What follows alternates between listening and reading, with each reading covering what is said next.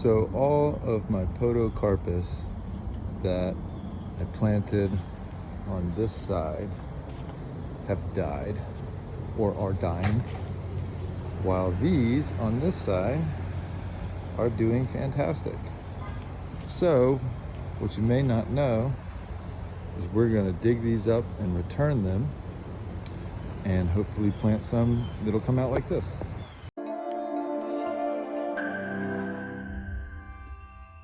I started worrying about these plants before I even put them in the ground. They had started to turn, becoming a really light green color instead of the nice full foresty green color of which they are when they're new.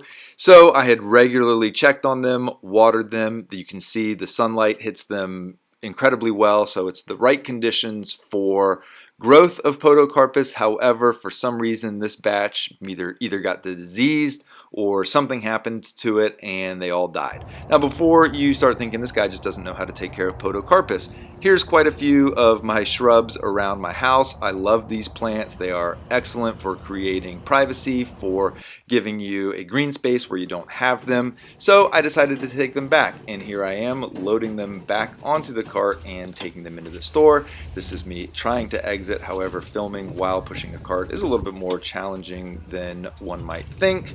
And it was a very seamless process. They didn't argue, they didn't ask questions, they simply took them back, and I brought the new ones home, planted them, made sure that I watered them immediately, gave them a little bit extra space, dug a little bit extra space when putting them in, just to make sure that I wasn't compacting them in there or putting any additional stress on them that wasn't supposed to be there.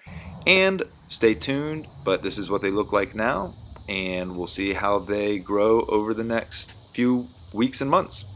Home Depot's return policy is also 90 days, but it's up to 1 year for a store credit or to exchange them.